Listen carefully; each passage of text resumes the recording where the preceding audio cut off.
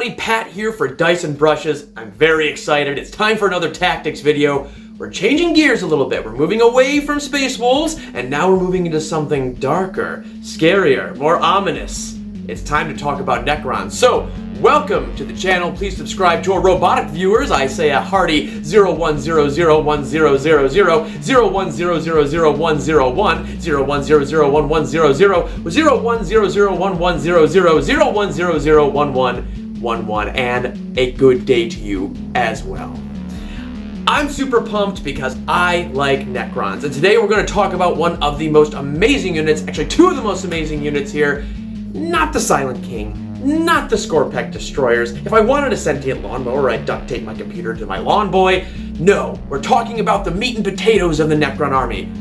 Well, it's an army that actually has no biological need for meat and potatoes, but you'll see the majority of competitive Necron lists feature these two humble units, the wonderful Necron Warrior and Scarab bases. These units are incredibly versatile. They're the backbone of many a winning Necron army list. So today we're going to check out a little bit of their lore. We'll go into their stat lines and see what they're good at, what they're not good at, and we'll talk a little bit of tactics. The cool thing about these units is they have an array of ways to get buffed, get nastier, and just be an absolute pain in their shiny metal asses to everybody else on the battlefield. So join me as we see the delights of wielding an unholy undead robotic overlord army.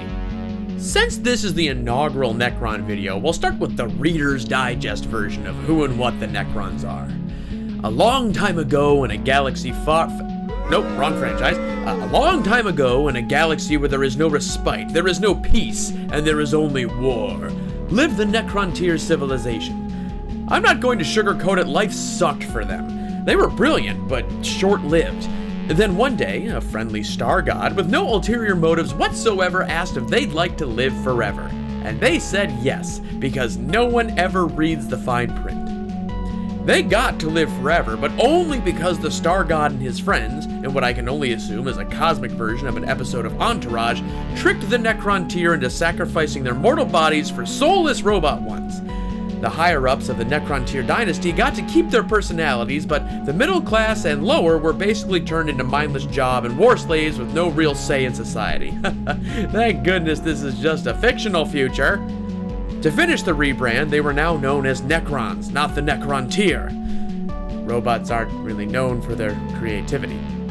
The Silent King himself, leader of all the Necrons, stated that this was the worst trade deal in the history of deals, maybe ever, and used a software backdoor to regain control and use his shiny new armies to take out the Star Gods after said Star Gods were ready for their nap after the war they forced the Necrontier to fight with them. They did this with the help of Necron Warriors. These were your everyday average citizen who lost their soul and mind to biotransference and had to follow the lords and pharaons of the dynasty without question. Their living metal bodies repair all but the most grievous wounds, and they wield fearsome Gauss weaponry, capable of showering the enemy with 1,000th the power of a single Tesla. However, by the time the Necrons had defeated and imprisoned the Star Gods, their society looked like an above-ground pool after a July 4th party that someone brought way too many kids to. So, the Necrons decided to sleep for tens of thousands of millennia. But a lot of stuff can go wrong while you're taking the most powerful of power naps, so cue canoptic helpers, specifically scarabs. Unlike what we know of scarab beetles in our world, these literal little buggers were tasked with keeping the sleeping tomb world safe and functioning. Normally, they just monitor and fetch things for other types of units, but on the battlefield they use their entropic mandibles to gnaw through the thickest of armor. They can even blow themselves up in order to cause some extra damage, known as the Chow Su maneuver. So now that we've learned the horrifying revelations of how the Necron populace and Necron warriors came to be, and all the nefarious and nasty things that scarabs can do to their enemies on the battlefield lore-wise, we can start to look at how they actually function in-game. Necron warriors boast an array of tips and tricks. They've got some stratagems that work with them, and their stat line's pretty good. The scarabs don't boast a crazy good stat line, but we're going to focus on what really makes them a good unit, even if they don't appear so at the onset. Necron warriors are pretty neat, and may I say, look stunning in purple. Stat-wise, they're better than your average guardsman and even rival a space marine for toughness, accuracy, and strength. They start to go downhill in two areas. wounds and movement. With only 1 wound and a 5-inch movement, they're slow and a little bit fragile. Their save is also less than ideal at a 4-up. But let's start with the offensive capabilities. Nothing to shake a stick at in terms of close combat, but they can effectively duke it out with other like-minded infantry. Their toughness 4 combined with a weapon skill of 3-up really helps out when it comes to close combat infantry skirmishes. Guns are a different story. With Armor of Contempt now gone, their first weapon option, the Gauss Flare, is now a bit more viable. 24-inch rapid fire is pretty standard, but lacks the punch bolters have due to their bolter discipline rule. They do make up for it with the extra AP though. If you're planning on playing a close range game, the Gauss Reaper may be right for you. String 5 and AP -2 means that the Fecal Recyclers and Primaris Marine Armor might start working overtime. This weapon was built with movement in mind, as is an Assault 2. The short range does put you in range for either enemy rapid fire or charges, so make sure to position well or send something equally choppy or something that can make your troops a bit more durable alongside them. But before we talk buffs, we have to talk about the main reason people like to play Necrons, specifically the warriors. They get back up. Most Necrons have the reanimation protocol special rule. It's somewhat complicated, but in essence, when a model is destroyed and the attack towards that unit ends, you roll as many dice as wounds lost. On a 5-up, a wound is restored. You may then reanimate as many models as you have full wounds to give back. So, for a warrior, that's just 1. For a Lich Guard, you would need 2, as they have 2 wounds, and so on. Warriors also get to re-roll their ones, meaning they have a better chance of getting back up. This is a great way to tar pit your enemies and screen off your objective, especially when you combine it with double objective secured rules offered by the Neelach dynasty. A fun game to play is to see what shade of red your opponent turns as they try and remove 20 robots that just keep getting back up off an objective. Warriors are okay on their own. They're not the best troops out there, thanks Custodes, but they certainly aren't the worst. That being said, there's a lot of potential for buffs for these fine fellows, the most popular of which is the good old Cryptek. Now, back in my day, there was only one type of Cryptek, and you had to walk uphill 15 miles against tirades of bolter fire each way if you wanted to use him. Nowadays, they've just expanded to 4 different great-tasting flavors of Cryptek, but we'll just be talking about 2 of them, the Chronomancer and the Technomancer. Chronomancers are all about time dilation and doing all the things they tell you not to do in time travel movies. In the game, this translates to the ability to give one Necron unit within 9 inches a 5-up invulnerable save. They're more about preventing damage. Technomancers, on the other hand, that was most likely blown off by concentrated lasgun fire, are all about picking the pieces back up. They can reanimate 1 core Necron model per command phase, or if it's a unit of warriors, D3 models instead. Now both are great options, and both can take added equipment to make them even more useful. For a nominal points cost, any Cryptek can be given a piece of Cryptek Arcana for use with warriors. Here's a few of the better ones. First, the Hypermaterial Ablator allows a unit of warriors within 9 inches of the Cryptek to get the benefits of light cover from any enemies shooting from over 12 inches away. For those who are watching the channel who are new, that means they would get +1 to their armor save. That 3-up save is a nice little boost for durability, especially when combined with the Chronomancer's 5-up invulnerable save. The second is the Cryptogeometric Adjuster. Thesaurus much? It's similar, but it makes enemy units firing from 12 inches away take -1 to their hit rolls. The honorable mention goes to the counter-temporal nanomines, i.e. tiny-ass time grenades. This forces an enemy unit within 18 inches to have their charge and advance rolls. There is a certain glorious feeling to watching a horde of orcs fail a charge and spend an entire turn in rapid-fire range. Pro tip, told to you by an amateur, use the disintegration capacitor stratagem in that type of situation to really lay on the wounds. It means that your 6s when you're going to hit end up being auto wounds, which is great for higher toughness enemies. Other buffs you might consider for your warriors lie in the Royal Warden and Necron Lords and Overlords. Royal Wardens have the neat ability to allow a unit to fall back and still shoot. Since we know your standard Necron warrior is not going to be striking down any aspect warriors or sanguinary guard anytime soon, the ability to fall back and still shoot can be very useful against armies that like to get in your face. It's also worth mentioning that the Royal Warden's gun isn't too shabby either.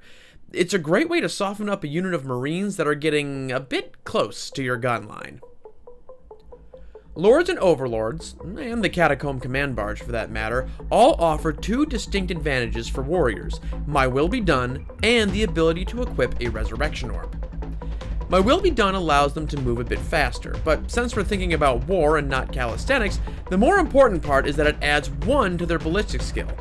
Hitting on 2s really ups the firepower of your warriors, especially if the enemy is within rapid fire range. The Resurrection Orb is all about adding durability.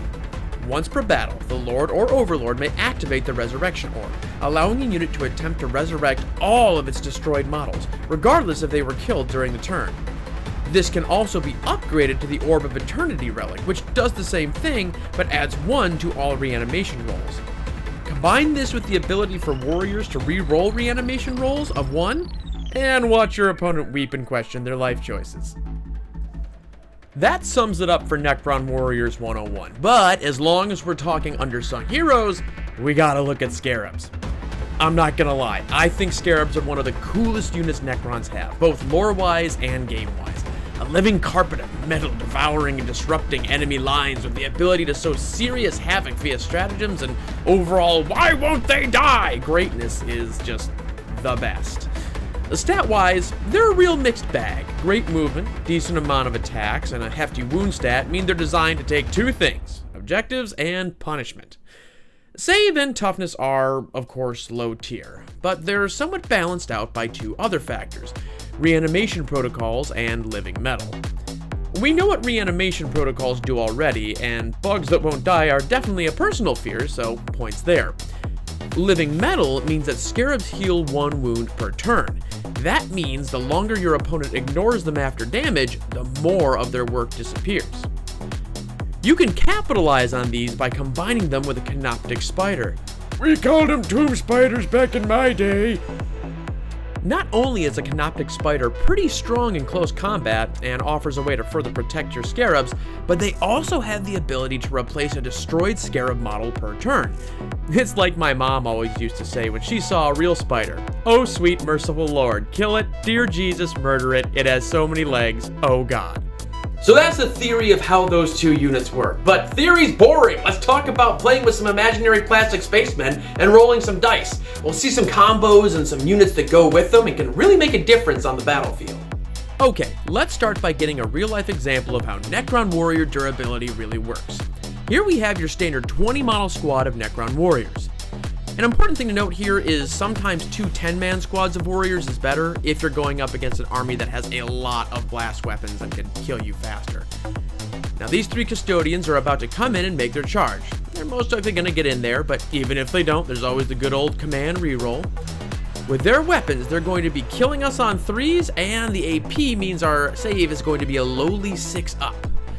Golden Auramite and power fields cleave through purple limb and many an enigmatic linkage. Necrons begin to fall. Statistically, the custodians will manage to kill 6 Necrons with their initial attack. Now this is where reanimation protocols kick in. You immediately roll after the attack. Statistically, the Necrons will get 2 back. But these are warriors, so they'll reroll 1s. This adds to the probability that another one will manage to reassemble. With no buffs, the Necrons have managed to cut the custodian's kill rate in half. Throw in a crypt deck of your choice and watch those kill numbers get even lower. Now let's talk Scarab tactics. First and foremost, Scarabs are great at screening. They're cheap, they don't die as easy as some might think. Their save sucks, and their toughness is low, but the fact that they have 4 wounds each and can come back from the dead really helps them on the back end. Our Scarabs charge the Golden Janitors of the Throne. Now, normally a unit would just attack, but these Scarabs have a little bit of surprise. Scarabs can use the self-destruction stratagem, which kills the Scarab based instantly, but on a 2-up, it causes D3 mortal wounds, which is increased to 3 mortal wounds on a 6. That means, on average, a blown-up Scarab base will deal 2 mortal wounds. Now on to attacks. Against Custodes, I'll admit, the Scarabs won't do much. You'll be likely to finish off the wounded model, which may not seem like much, but with elite units like this, that's 33% of its killing power. The magic of Scarabs isn't wiping a unit off the board in a grand attack. Rather, it's slowly whittling them down while also forcing the enemy to give attention to a unit that, while seemingly inconsequential, is sapping resources and causing discord. That's right, Scarabs are the annoying step-siblings of the Necrons. Either way, they're going to be there, whittling down those units and making sure your enemy can't do what he wants to do. So, there you have it. Two of the biggest workhorses in the Necron forces. We know what they can do, we know their stat lines, we talked some tactics about them. Hopefully you found it pretty insightful, especially if you're just starting out with Necrons. I'll be honest, they aren't flashy. They aren't like the Silent King or Flayed Ones or anything else that kind of has that Rob Zombie aesthetic to them, but they get the job done. Between Necron secondaries and the sheer amount of punishment and screening both can do, you've got yourself a winning combination. All I ask is that we pitiful organics try and use our useless meatbag brains to comprehend the true whims and styles and tactics of our own robotic overlords. I've been Pat for Dice and Brushes. Please like and subscribe. Tell us what you want to see on the channel, and get your shit painted.